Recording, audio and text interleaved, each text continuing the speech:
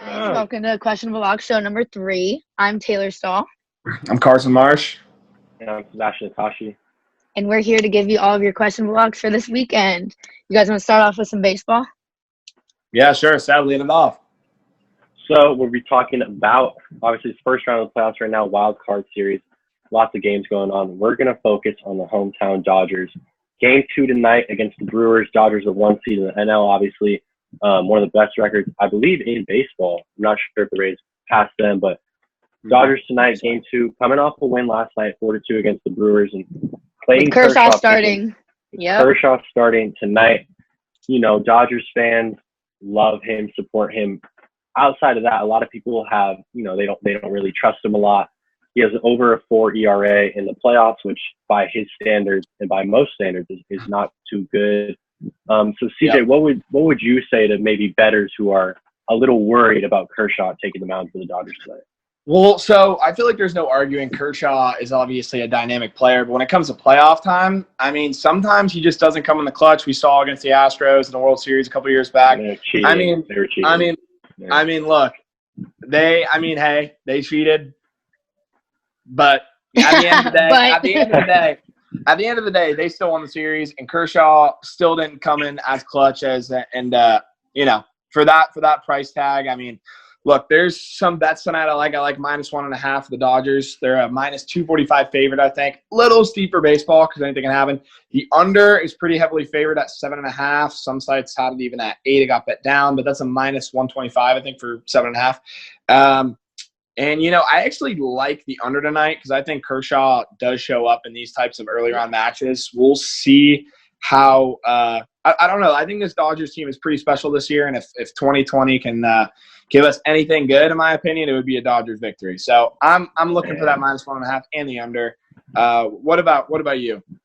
I mean, I definitely oh, sorry. Go ahead. Go Taylor. Taylor. Oh, I was just saying, like, I agree with the Kershaw. On the early games and finals like this, like, I just think that the pitchers that they have, I think it's Brandon Woodruff or something, and he's like, I just don't know if that was the good matchup because I think Kershaw's going to really come out and just kind of, I think they're going to need a relief pretty soon for for Milwaukee, but I'm definitely with you on the Dodgers for this one. As much as they were kind of iffy last year, I think, like Seb said, this is a pretty special team this year, and I'm excited to see what they're going to do. Yeah, and I'm with Kirsch tonight also. I think that, like you said, the first round. Do you like the under? 7.5? Yeah. Oh, yeah, that's what I'm going to say. I'm going to take the under because, like you said, first round. Also, it's game 2, and the Dodgers are already up 1-0. There's even less pressure on Kirsch. Obviously, there's, you know, you can't do it in the postseason type of stuff, but he's seen the Brewers before. He's seen them in the playoffs. He's seen Christian Yelich, all those guys they have. Yeah. And Josh Hader for the Brewers, who hasn't pitched much, I believe, in the first 2 games, if at all. Obviously, throws like 100 heater. He's going to be in tonight. He's going to for sure get a couple innings. They got to use him tonight. So could be a slow one, a pretty stalwart type performance in which both teams may put up a couple runs. But just like we've seen with the Dodgers all year, 1 or 2 solo shots, you know they're going to get those, and sometimes that's enough. So I'm counting on Kirsch tonight. I'm taking the under, and I'm taking the Dodgers. There's something with those LA teams on game 2, which is kind of a questionable lock every time. We just do this. I guess so. But that's not it for this week. Taylor, why don't what about some football? You watching the Lions, Jets game? The Jets game? Yeah, let's start there. Jets. All right, so we're doing the Jets and the Broncos. Yeah, it's actually kind of a pickup game. We got I think -1 for the Jets right now. They're a -120 money line favorite. Obviously, Adam Gase coming in on the hot seat. As a Miami Dolphin fan, he's dead to me. He's always been dead to me. I'm not a big Tannehill guy, but he somehow managed to strap him back, and now on Tennessee, he's kind of been like unloading it. I mean, maybe not this year, but last year, good quarterback. Anyways, Sammy D and the boys tonight. I'm going to actually take the Jets. I think Jets money line over the third stringer for the Broncos. Like, Broncos have a good defense, but Von Miller's out. And, you know, I don't know. I think that as much as I'm not a fan of Adam Gase, I think he is a decent offensive mind, and he'll be able to pull something up. Let's just hope that he still has his locker room, because if not, it could be bad tonight. Yeah. I'm always going for Sammy D. That's all I have to say. And speaking of locker room, Jets tonight. back in business, backup quarterback Joe Flacco coming off neck surgery. That's a locker room boost. And like you said, obviously the Broncos without Drew Lock hurt in week 1, like almost half of the league. It's a tough time for them. Like you said, they've got key defensive players out as well. So I'm with you on this one. I'm taking the Jets. Darnold, it's really time. He's going to have to, even with Adam Gase as the coach, he's going to have to win them some games if he's going to be considered in this, next upcoming top level of talent for quarterbacks. But, he's been doing it. He's had some great throws so far this year. So we'll see what happens tonight. That's tonight.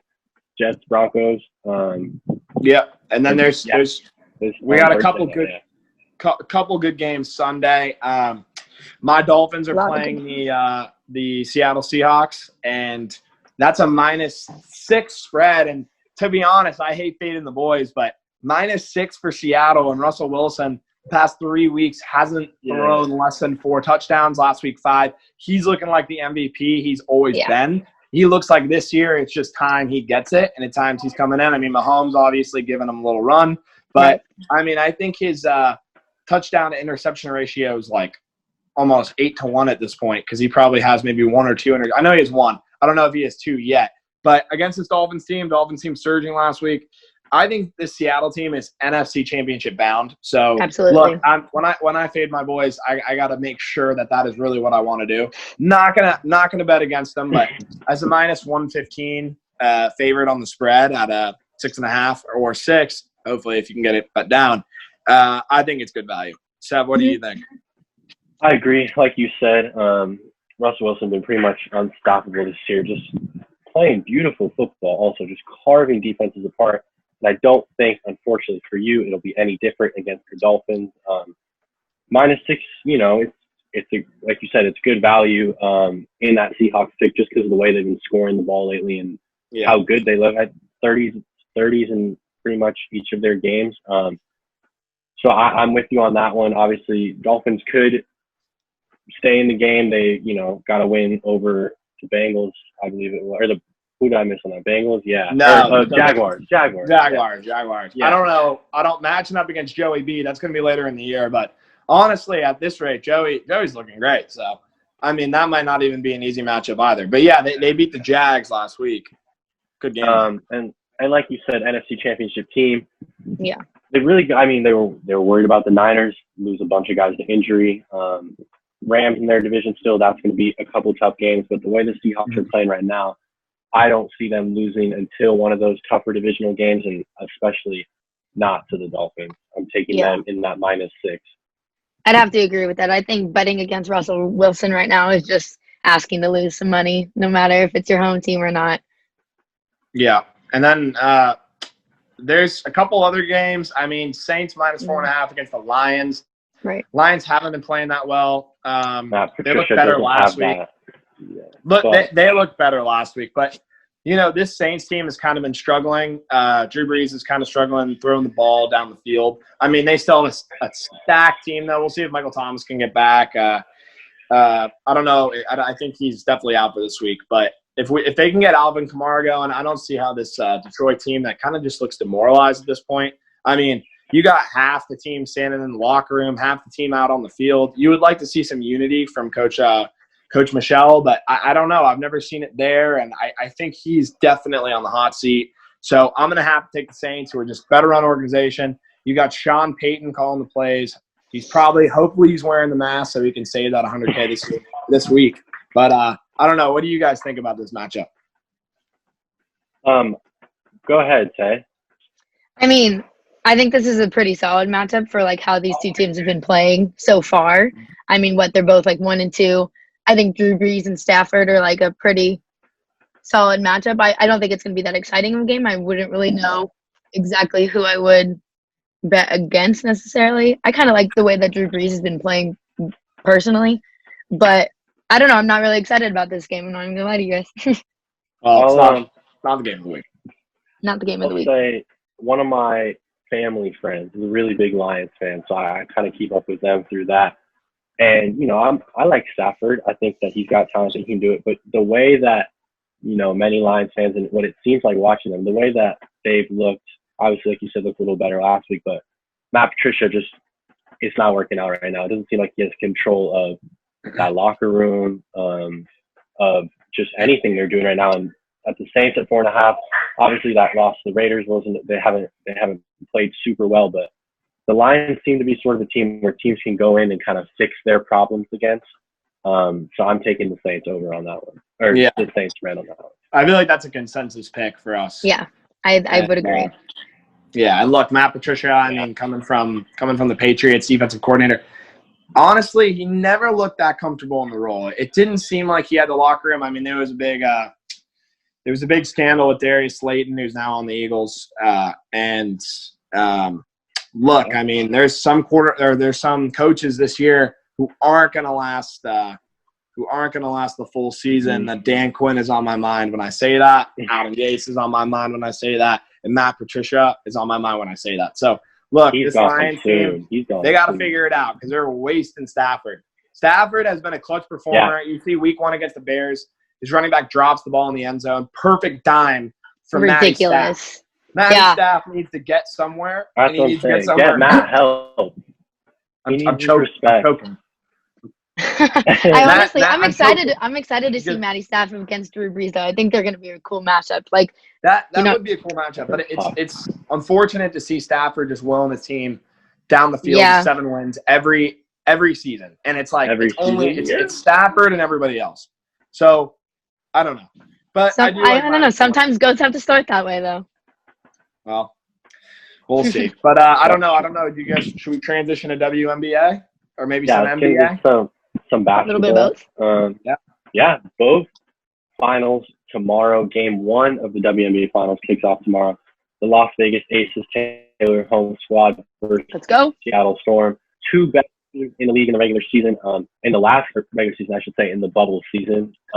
In the last game of the bubble, the Storm lost to the Aces for that 1 seed. So a little bit of revenge incoming for the Storm. I hope they are the favorite. I believe the spread is -5 for the Storm, and they're looking really good right now. Obviously, coming off that sweep against the Minnesota Lynx, and the Aces finally taking care of business last night, or 2 nights ago, I believe, in Game 5 against the Sun. We talk about these teams. The Aces obviously missing 2 of their best players, but they've been gone for the whole bubble, so they've learned to adjust. They've learned how to play with this team. Aja Wilson taking on a bigger role, as we mentioned several times, league MVP. But the Storm have that experience. They have Sue Bird. They have Breanna Stewart. They have people that know how to get it done, that know how to play in those big moments. And that's why, at least for Game 1, I'm taking the Storm. I think that Breanna Stewart is still the best player in the league. She's still the most unguardable player in the league. Maybe Elena Delle Donne has something to say about that. But the way that she performs, especially in the clutch, especially in those big-time games, it makes it hard to pick against the Storm. In any setting, and especially this one. So I'm going with them in this Game 1 that we have tomorrow.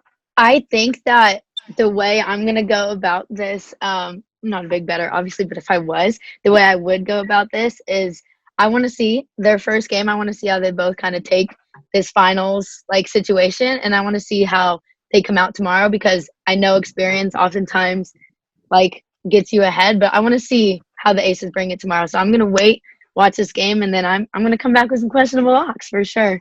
Yeah. Storm well, not obviously, but as the numbers indicate, Storm are 9-1 against the spread in their last 10. I don't know how you would bet against the Storm. I feel like Taylor, as you're saying, the experience is there. I mean, they got perhaps an MVP on the court, and I don't know. I'm going to have to take -4, -5. It's just, I don't know, the safe play in my opinion, and that is why that is my questionable lock of the week. Let's go. I like that. That's a good one. That's a good one.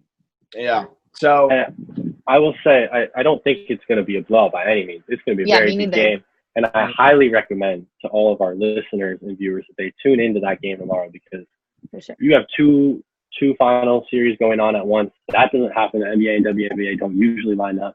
And that will be some very good basketball tomorrow. Good product on the floor, that's for sure. Absolutely. Before the NBA Finals game, which we'll get into next, obviously. The Lake Show coming off that Game 1 W. We're feeling good. Huge. Already a blowout, really, before those unfortunate injuries to Dragic and Bam, and both of them listed as doubtful for tomorrow night. So a tough task for the Heat. Looking even tougher. Lakers and LeBron, they're down 23-10, I believe, and the game might have ended on a 70-35 run from the Lakers in a finals game, which at that point, that's not even a run. That's pretty much domination. The Heat came out hot. The Lakers turned it on. Role players got going. Shooters got going. And, it's looking tough for the Great basketball. Obviously, hometown squad for you, Carson. What are you thinking of? Okay, look, I got a lot to say about this. You better buckle in because I got a lot to say about this. Because, look, the Heat came out last night, and I want to say they came out prepared. The Lakers looked like they weren't showing up. And then all of a sudden, you see KCP hit 3 back-to-back threes. Then Caruso's getting hot. Then Danny Green's getting hot. And that's the thing with this team is when AD and LeBron are on it, and let me just say AD is on it, then everyone else is on it.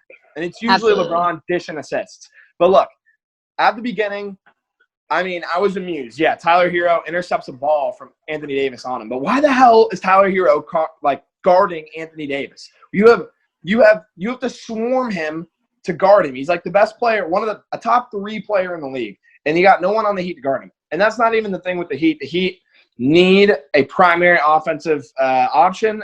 Dragic has been that in the playoffs, and now Dragic's out. Bam and him are doubtful for the next game, but that's not to say that plus 9.5 isn't a really good bet because people are betting it up, and it's a finals. And you got a lot of depth on the Heat, and Jimmy said they're coming. They have a lot of grit for that team. That team ran on grit and got a Eastern Conference banner in their stadium, which is great. But Jimmy and them are not satisfied, and I think they're going to come out strong. I'm not a madman. I'm not going to say bet the money line. Plus 360, I feel like it's like more of a plus 420, 440. But, look, I think for a finals game, a 9.5-point spread, I'm going to have to take it. Obviously, I'm biased, but I'm going to have to take it. So I'll disagree with you on this one. Ooh. Because normally I would agree and say finals game, 9.5. Heat play super hard. They're a good team. But the issue with Bam being hurt is that the biggest mismatch on the court already is now even Bam was the best chance. And obviously the Heat mix it up a lot. They didn't really play a lot of zone in that game 1. But like you said, AD has been on quiet 34, honestly, last night in his finals debut. And that matchup just became even more of a problem for the Heat. Is Myers Leonard going to get those minutes? Are they going to Solomon Hill? And keep going. Keep spewing. I think that LeBron is smelling sweet now, and it's unfortunate for the Heat in the way that Bam could obviously play tomorrow. Also doubtful. We don't really know what's good. And I'm hesitant to not take the minus 9.5 for the Lakers, but if they play it remotely like they did yesterday, man, the Heat. I'm gonna keep up because the Heat came back obviously and they played hard. But I'm gonna have to counter object to your argument though, because we've seen this Lakers team off it a couple times in these playoffs. If AD didn't hit that buzzer beater, they're 2-2 against the Nuggets, and obviously they were gonna win the series. It was a lock, but there is nights when the rest of the team, forgive me to say, these scrubs can't play. Kuzma isn't developed enough. He barely was. There's a lot of if AD isn't on it or if LeBron isn't on it, Danny Green's not going to hit those shots. KCP isn't going to put that much productivity in. And also, you say the 75-30 run, the Heat have nothing to lose anymore. They have nothing to lose. They're a heavy underdog. They just got blown out in game 1. Nothing to lose. I think you have to take the points. I'm personally not going to get involved in this. I'll say I was muted. This is risky betting. I'll say that it is game 2, and the Lakers are wearing their black Mamba jerseys, and that is not a good sign for the Heat also. And also, I feel like it's a fair point to bring up in that, if LeBron and AD aren't on, who's going to do it? But there's a couple things. One, KCP can do it. Man's been doing it. He needs more respect. He's shooting 46% from the field and 42% from 3. Rondo's shooting 45% from 3 in the postseason. And LeBron and AD, as far as my knowledge goes, they will be on. So it's a tough one for the Heat, especially in the finals where it's like, you've gotten by on this grit and all that, and you are just playing against a team that has that grit, guys like Caruso, guys like KCP, but also has the two best players in the world right now. And what are the Heat supposed to do? So we'll see. 9.5 is a lot, though. 9.5. It's a lot of points, and I think it is. Yeah. You got to look at Duncan was missing a lot of threes last night. There was literally no getting him up, though. They were running him off the 3-point line. They took him all out of the game. All types of out of the game. I love Duncan, but he is a defensive liability. But when he's hitting his shots, he's generating a lot of points, and last night was not his night. Also, you could make the argument that it wasn't his night either. But with more productivity and more motivation coming out of them, I think that, look, they only lost by 16 points last night, and it felt like they lost by 40. So because they did that thing at the end, man. I would just take in mind that I think this is probably one of the biggest spreads in finals history, and that you're in the bubble. It's a weird. I feel like it could just go either way points wise. I don't know. I'm not going to go out and say the Heat are going to win this game. I just think 10 points is a lot. Yeah. I would also like to add Tyler Hero minus 30, I think. Minus 35 in the first half, which is just that is just not. Yeah. It's not a stat. It's the be all end all. But in a game like that, no, you would like to see the one weakness. The one biggest weakness I see with Tyler Hero is turnovers. I mean, there was just some turnovers last night where I was just shaking my head. And you can't play like that. You can't play like that when you have two of the top 5 players on the court. You just can't. You got to be perfect to beat the Lakers or to compete with the Lakers. You got to be perfect if you're the Heat. Yeah. But they were far from perfect last night, right. And I just think that Spo's going to motivate the boys. Don't know if they're going to win, but a lot of points. I'm taking it. I'm going to put a $50 bet on the spread. But I would like to ask you guys what your questionable lock of the week is. So, like I said, Storm -5 or -4, I should say. I think that's my questionable lock of the week. The Heat, I would like to say the Heat. I would also like to say the Seahawks, but I cannot do a double root against my boys. So, yeah, that's just where I'm at. That's understandable. Respect. My questionable lock of the week is going to be that Saints game because I have so much confidence in Matt Stafford and pulling it off, but I have no confidence in the rest of the Lions. So that's my questionable lock of the week at Saints, favored by 4.5. What about you, Tay? I think my questionable lock is going to have to stick with Kershaw. My questionable lock is definitely on the Dodgers. It's actually tonight, so Dodgers. We'll see. I'll see how my weekend's going to start. We'll see in the recap. Alrighty, we'll come back on Monday for our week recap number 3, and hopefully you guys win as much money as these guys do this weekend. Have a great weekend. Adios.